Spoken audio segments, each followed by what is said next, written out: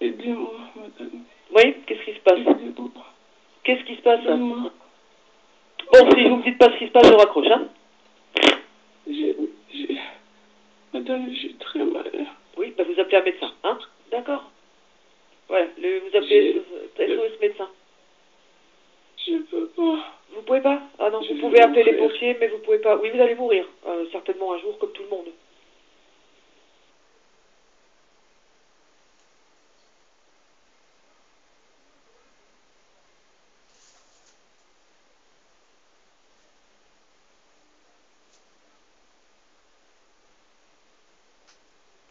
Non, puisque l'inspection a été lancée hier dès que nous avons appris cet événement.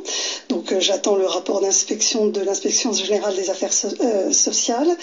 Mais comme tous les Français, je sais que cet appel n'a pas été traité par un médecin. Or, je sais que les procédures, suite aux recommandations de la Haute Autorité de Santé de 2011, disent que tout appel téléphonique, dès qu'il y a un doute médical, doit être transféré à un médecin régulateur. Or, cette opératrice a raccroché. Donc je sais déjà en tant que ministre et en tant que citoyenne que la procédure normale de traitement d'appel n'a pas été suivie. Ensuite, je dirais que cet événement n'a pas été remonté. Pardon.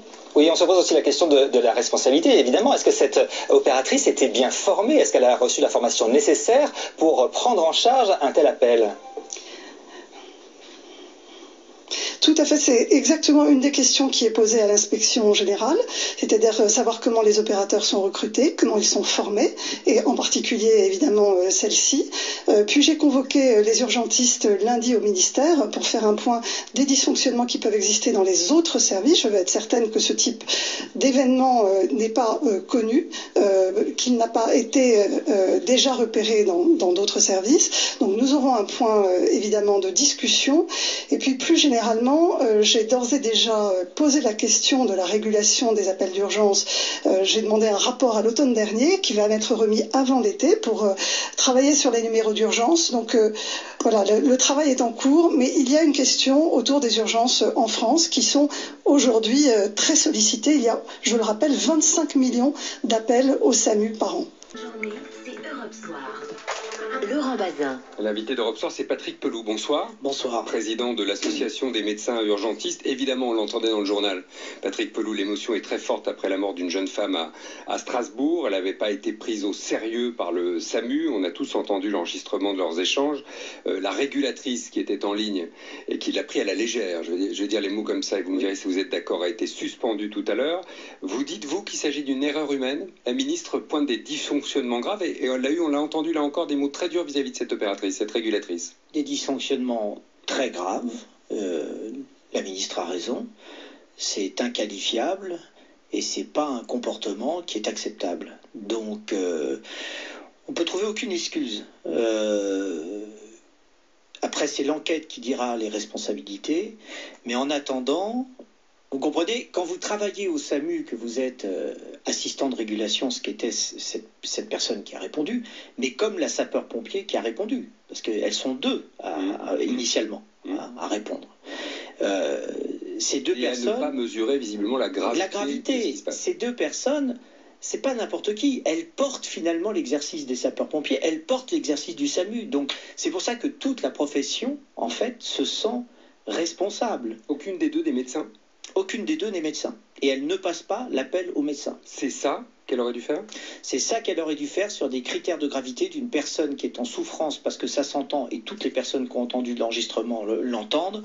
C'était forcément, il fallait au moins envoyer un premier secours, même s'il y avait un doute. Certains disent on était le 29 décembre, il y a eu beaucoup d'appels ce jour-là, les amplitudes horaires sont excessives, les médecins sont épuisés, etc. Je ne dis pas que ça excuse quoi que ce soit. Non, rien. Est-ce que c'est vrai?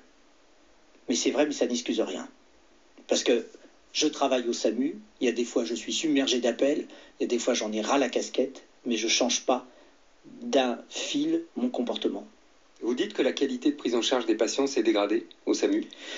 Ça ne s'est pas dégradé, parce qu'on tient la ligne. On tient ce rôle régalien de l'État. Les SAMU, les services d'urgence, les pompiers, la police, c'est la sécurité en France. C'est ce qui fait que notre société tient, parce que vous avez confiance dans cet exercice de la sécurité. Donc, on a beaucoup plus de travail qu'avant. c'est sûr. 3 fois plus, paraît-il. 3 fois Il y a plus. 3 fois plus d'appels qu'il y a 30 ans. 30 millions d'appels au SAMU, à peu près 30 millions d'appels aux sapeurs-pompiers, etc. Et il y a des dysfonctionnements. Autant d'effectifs qu'il y en avait, plus, moins? Non, c'est à peu près constant. Donc 3 fois plus d'appels, oui, de charges de travail, bien sûr, avec le même effectif. bien sûr, bien sûr. Bonjour à tous. Je pense que beaucoup d'entre vous ont entendu parler de cette jeune mère de famille de 22 ans, Naomi Musenka, qui, suite à des malaises, avait décidé d'appeler le SAMU 67 de Strasbourg, mais sera raillée par 2 opératrices des secours de l'hôpital universitaire de Strasbourg. Les 2 opératrices, c'est une jeune femme pompier, et l'autre, c'est une personne, une opératrice du SAMU 67. Les faits remonteraient au 29 décembre 2017, dernier, et l'affaire n'a été rendue publique quelques mois après, le 27 avril 2018. Et la polémique n'a cessé de prendre de l'ampleur, comme vous l'aviez remarqué, lorsque l'enregistrement de l'appel de la jeune femme fut rendu public sur le site du journal d'information local Hebdi. Là, comme vous venez de l'entendre tout au début, on entend la jeune femme Naomi Musenga dire qu'elle va très mal. Ministre et homme politique s'indigne de l'attitude de cette opératrice du SAMU 67 qui, avec un ton désinvolte, répond à cette jeune Naomi Musenga en lui disant que c'est vrai que nous allons tous mourir un jour. Nos médias couvrent cette information en invitant sur leur plateau TV certains spécialistes dans le domaine des urgences. Ils nous expliquent que cette opératrice n'avait pas respecté les procédures, on est tous d'accord sur ce point, mais on occulte la vraie cause de ce drame qui est le racisme. En constatant l'accent étranger de la jeune Naomi Musenga, l'opératrice a changé de ton, elle voulait même couper court à la communication. Dans ce cas de figure, on est vraiment en présence d'une opératrice qui aurait tendance à discriminer ceux qui appellent et qui ont un accent prononcé étranger. Qu'elle n'ait pas respecté la procédure, c'est un fait, mais le vrai problème, c'est de savoir si les gens à l'esprit plus ou moins xénophobe peuvent exercer leur fonction dans ce genre de service. Car leurs sentiments plus ou moins xénophobes peuvent influer sur leur décision de mettre en route ou pas l'urgence de certaines situations. Et si on ne règle pas ce problème de fond, le cas de Naomi Musenga pourra se reproduire avec un autre opérateur qui partagerait les mêmes convictions nationalistes que cette opératrice qui n'avait pas pris en compte l'urgence du cas Naomi. Si on parle d'un problème sans évoquer les sources du mal, on ne résout pas vraiment grand-chose, on parle dans le vide. Et je comprends que nos médias n'osent pas trop parler de racisme, parce que quand on voit le ton employé par l'opératrice du SAMU, on a bien compris qu'en réalité, dans son esprit, elle se dit c'est encore une étrangère qui veut se faire soigner à l'œil.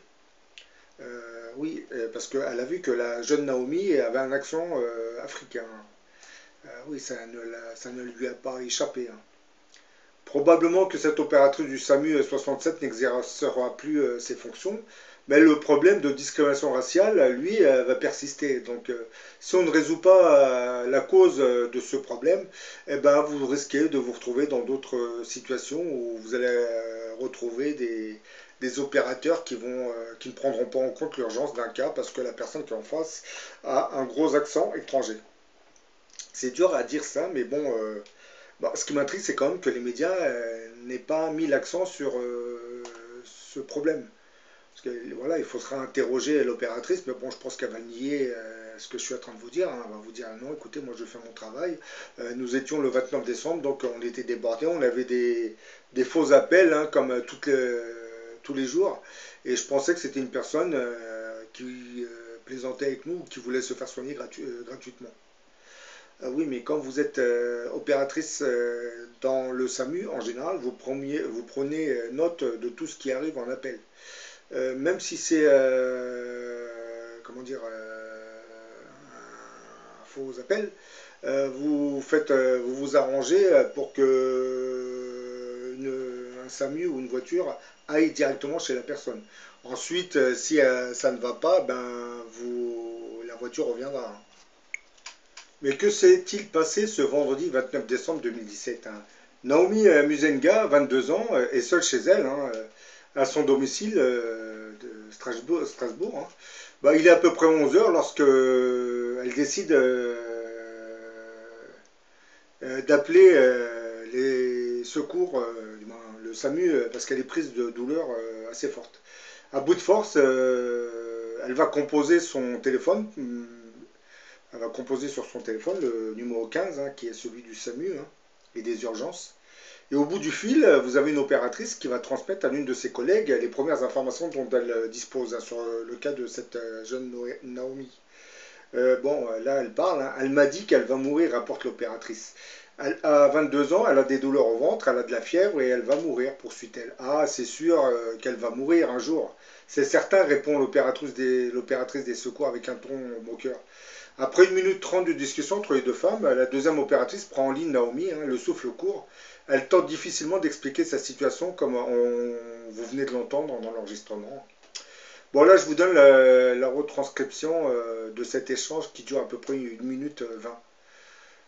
C'est la famille de la jeune femme qui a réussi à l'obtenir, hein, puis l'a transmis à la presse. Hein.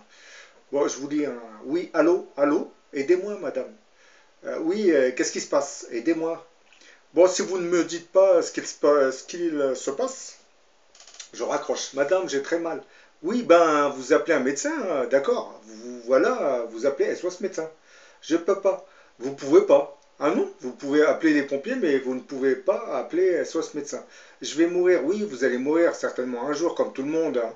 Vous appelez SOS médecin, c'est le 03 88 75 75 75. D'accord. S'il vous plaît, aidez-moi, madame. Je ne peux pas vous aider, je ne sais pas ce que vous avez. J'ai très mal, j'ai très mal. Et où? J'ai très mal au ventre et mal partout. Oui, ben, vous appelez SOS médecin. Voilà, si ça, je ne peux pas le faire à votre place. Hein. Qu'un médecin vous voit, ou sinon vous appelez votre médecin traitant, d'accord? D'accord, au revoir. Bah, Naomi Muzenga va raccrocher, puis trouvera la force d'appeler SOS médecin. Hein. Et à partir de ce moment, tout va se passer très vite. Hein. Devant l'état critique de la jeune femme, les médecins déclencheront l'intervention du SAMU de Strasbourg. Hein. Naomi est toujours consciente, hein, mais son état va se dégrader lors de son transfert à l'hôpital. Hein.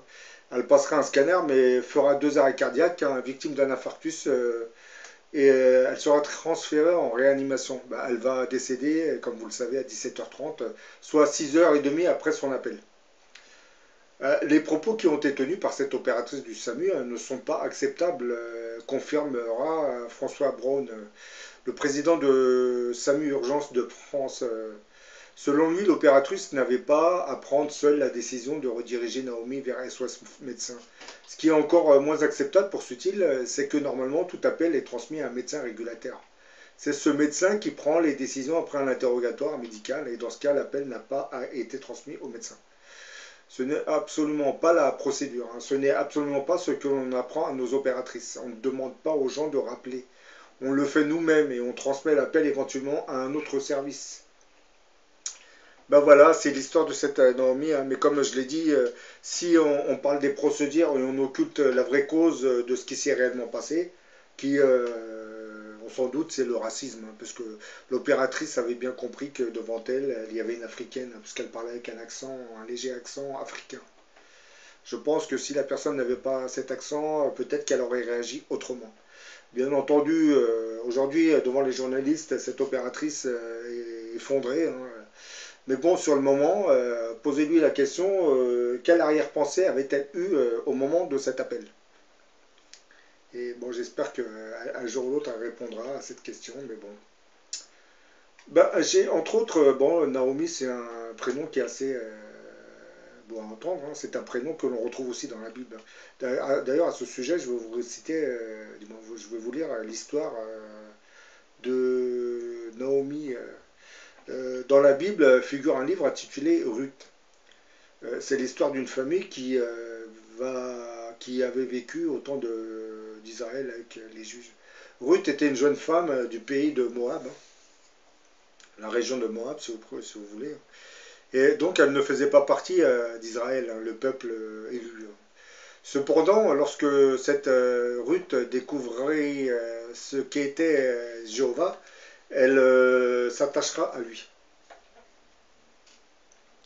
Et ce fut une certaine Naomi, hein, une femme âgée, qui lui fera connaître le vrai Dieu. Naomi était israélite, hein, à cause d'une famine en Israël. Cette Naomi s'était réfugiée au pays de Moab, avec son mari et ses 2 fils. Hein. Son mari mourut dans ce pays, hein, et ses fils épousèrent 2 Moabites, hein, Ruth et Orpa.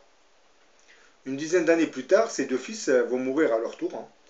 Et on imagine un peu la douleur de cette mère, Naomi, hein, et des 2 jeunes femmes. Que va faire Naomi, hein? Un jour, Naomi décidera de rentrer en Israël. Hein. Ses belles-filles Ruth et Orpa, qui ne voulaient pas se séparer d'elle, la suivront. Hein. Après que nos 2 voyageuses eurent fait un bout de chemin, hein, Naomi dira à ses belles-filles, rebroussez chemin, allez habiter chacune chez votre mère. Puis cette Naomi leur dira adieu en les embrassant. Hein. Bah, les 2 jeunes femmes vont pleurer, hein, et lui diront non, non, nous voulons aller avec toi vers ton peuple. Mais cette Naomi leur répondra, retournez chez vos mères. Vous serez mieux chez vous. Hein. Bah, Orpa prendra le chemin du retour, mais Ruth, elle, restera. Et Naomi dira alors à Ruth, vois, Orpa s'en est retournée, va avec elle. Ne me presse pas de te quitter, lui répondit Ruth, hein, laisse-moi aller avec toi, où tu iras, j'irai, où tu habiteras, j'habiterai. Ton peuple sera mon peuple et ton Dieu sera mon Dieu. Là où tu mourras, je mourrai, et là où je serai enterré... Voyant que Ruth s'obstinait à l'accompagner, Naomi cessera d'insister auprès de la jeune femme. Hein. Et les 2 femmes arriveront au pays d'Israël, hein, c'est Canaan à l'époque, Canaan, et vont s'y installer. Ruth ne tardera pas à se rendre au champ, car c'était le temps de la moisson des orges. Et là, un homme qui s'appelait Boaz la laissera glaner dans ses champs. Hein. Savez-vous qui était la mère de Boaz?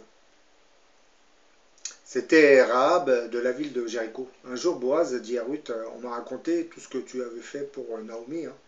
Tu t'es montrée très bonne pour elle. Hein. Je sais que tu as quitté ton père, ta mère et ton pays pour venir habiter chez un peuple dont tu ne connaissais rien. Puisse Dieu te récompenser. Hein. Ruth lui répondra, tu te montres très bon envers moi. Hein. Tes paroles m'ont rassuré et consolé. Hein. Et ce Boaz aimait tellement Ruth, hein, qu'il ne tardera pas à l'épouser. Et quel bonheur pour Naomi. Hein.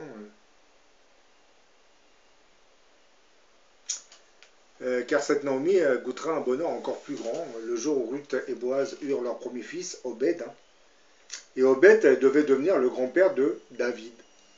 Vous voyez un peu la lignée. Hein. Bon, je reviens sur cette affaire de Naomi et Muzenga. Là, je vais vous diffuser un autre extrait. On voit les 2 opératrices rigoler alors qu'ils ne savent pas que 6 heures après, cette jeune femme décédera à l'hôpital hein, à cause de leur raillerie. Hein. Et je persiste à dire qu'il y a du racisme derrière le ton employé par cette opératrice du SAMU. Hein.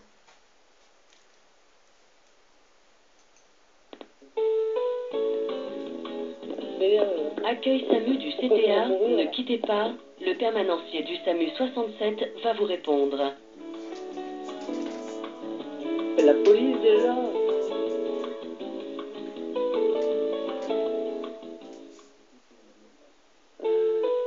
Ah mais c'est pas 80, hein. Le SAMU. Ouais, le CTA pour un nouveau dossier. T'as été voir un médecin? Moi? Oui. Non. Je te charrie. Hein. Dis-moi, donne-moi le numéro de téléphone. Alors, mais enfin, non mais la dame que j'ai au bout du fil, c'est ce qu'il faut lui conseiller de faire en plus. Hein. C'est vrai? Ouais, elle a appelé la police, alors... c'est parce qu'elle a la grippe, c'est ça? Elle a appelé la police. Je sais pas, mais je pense qu'elle m'a dit elle va mourir. Oh, ça s'entend, hein, elle va mourir. Allez, dis-moi le numéro. Alors, au 06 66, ouais. 82 67, ouais. 41. 41, ok. Strasbourg, 10 rue de la Tumeno. 10 rue de là, tu m'as dit? Tumeno. Tumeno. CH. Hein? CH. Ah, TH. Ouais, moi aussi je cherche. Tumeno, ouais. Au 3e étage. Ouais. Alors le nom, j'ai compris Musenga, M-U-S-E-N-G-A, je lui ai fait play, a priori ça doit être ça. Ouais. Elle a 22 ans, elle a des douleurs au ventre. Ouais. Bon, elle a ses règles, mais c'est pas ça apparemment. Ouais. Elle a de la fièvre et elle va mourir. Ah, ouais, c'est sûr qu'elle va mourir un jour. C'est certain, ouais. comme tout le monde. Voilà. Ouais, ça marche. Écoute, je te la passe. Hein. Ouais. Oui, allô? Allô? Aidez-moi, madame. Oui, qu'est-ce qui se passe? Aidez-moi. Qu'est-ce qui se passe? Aidez-moi. Bon, si vous me dites pas ce qui se passe, je raccroche, hein? Madame, j'ai très mal. Oui, bah vous appelez un médecin, hein? D'accord. Voilà, vous appelez SOS médecin. Je peux pas. Vous pouvez pas? Ah non, vous pouvez appeler les pompiers, mais vous pouvez pas. Oui, vous allez mourir, certainement un jour, comme tout le monde. Ok. Vous appelez SOS médecin, c'est 03 88 3 fois 75. D'accord? Vous avez compris? 03 88 3 fois 75. S'il vous plaît, aidez-moi, madame. Bah, je vais vous aider, je sais pas ce que vous avez. J'ai très mal. Oui, et vous? J'ai très mal au ventre. Oui. Vous avez mal au ventre? Il me fait mal partout. Oui, bah vous appelez SOS médecin au 03 88 75 75 75. Voilà, ça je peux pas le faire à votre place. 03 88 75 75 75.